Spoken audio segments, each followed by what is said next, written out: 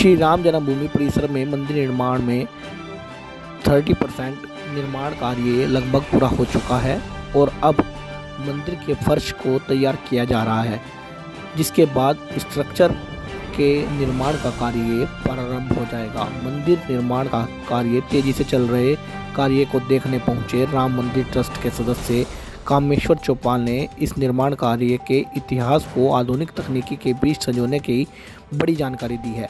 उन्होंने बताया कि अयोध्या में चल रहे श्री राम जन्मभूमि में निर्माण की तिथि को आधुनिक संसाधन के माध्यम से सुरक्षित किया जा रहा है। दरअसल मंदिर निर्माण के हर एक प्रक्रिया में शामिल होने वाला महत्वपूर्ण तिथि एवं उससे संबंधित पूरी जानकारी को ट्रस्ट अपने वेबसाइट पर तैयार कर रहा है। अयोध्या पहुंचे कामेश्वर चौपाल ने जानकारी देते हुए बताया कि वर्ष 2019 से वैश्विक महामारी थी, उससे न केवल राम जन्मभूमि का कार्य बाधित हुआ है बल्कि पूरे विश्व का प्रभावित रहा है। इसलिए हम लोगों की पहले की योजना थी वह भी प्रभावित रही है और एक लंबा समय उसे ठीक होने में लगा है। फिर भी जो लक्ष्य हम लोगों ने रखा था उसके दृष्टि से कार्य संतोषजनक माना जा रहा है और काफ़ी तेज गति से कार्य चल रहा है और सभी प्रकार की बाधाओं के होते हुए भी भवन निर्माण समिति ने काफ़ी तत्परता और बुद्धिमत्ता से कार्य को आगे बढ़ाया है। वहीं कामेश्वर चौपाल ने बताया कि श्री राम जन्मभूमि का कार्य सदियों तक समाज को रहेगा, इसलिए जो भी निर्माण कार्य में लगे हुए लोग हैं और भवन निर्माण समिति है वह हर एक बिंदु पर गंभीरता से विचार करते हैं, कार्य को आगे बढ़ा रहे हैं। उन्होंने बताया कि नया टेक्नोलॉजी आया है, इसमें कई विषयों को सूचीबद्ध करना व दीर्घकाल तक समाज को इसे देख सके, समझ सके, उनका सभी प्रक्रियाओं को किया जा रहा है और हर एक कार्य को लेखा जोखा चलता रहता है। उन्होंने बताया कि एक बार टाइम कैप्सूल को लेकर विचार आया था, लेकिन मंदिर के मॉडल में परिवर्तन हुआ है और आज पूरा कार्य एक्सपर्ट के चिंतन और संतों के मार्गदर्शन में हो रहा है। देखिए, यदि प्रतिशत में उसको आंका जाए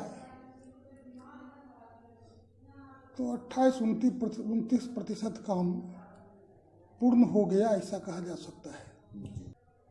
एक वैश्विक जो महामारी कहिए, उससे न केवल राम जन्मभूमि का कार्य प्रभावित हुआ बल्कि पूरे विश्व प्रभावित हो गया उससे। हम लोग भी प्रभावित हुए। तो जो हम लोगों की पहले की योजना थी वह दैवग्रस्त हो गया, इसलिए एक लंबा काल का समय मर्यादाओं को पालन करने में लग गया है। फिर भी जो लक्ष्य हम लोगों का है उसमें हम संतोष व्यक्त कर सकते हैं कि काफ़ी तेज गति से काम चला है और विभिन्न प्रकार के बाधाओं के होते भी हमारे जो भवन निर्माण समिति है उन्होंने काफ़ी तत्परता से और बुद्धिमत्ता से कार्य को आगे बढ़ाया है कि राम जन्मभूमि का यह कार्य सदियों तक समाज को प्रेरणा देता रहेगा। इसीलिए जो निर्माण काम में लगे हुए लोग हैं और हमारे जो भवन निर्माण समिति है वो हर एक बिंदु पर गंभीरता से विचार करते हैं। एकदम मंदिर बनाना है तो तेजी से कर दे, ऐसा नहीं।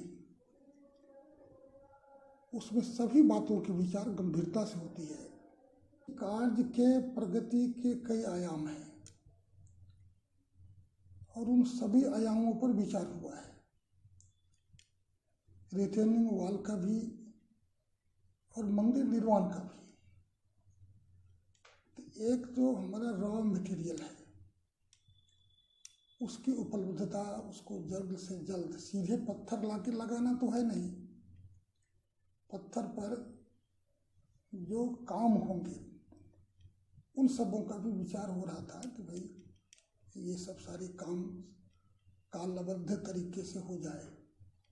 इसलिए जो जो एजेंसियां हैं वो सब अपने कामों को इमीडिएटली देखें, वॉच करें और समय बद्ध तरीके से उसको हम 100 समय। प्राचीन जमाने में ये सब चीज़ होता था, बड़ी तेज गति से परिवर्तन हुआ है विषयों में।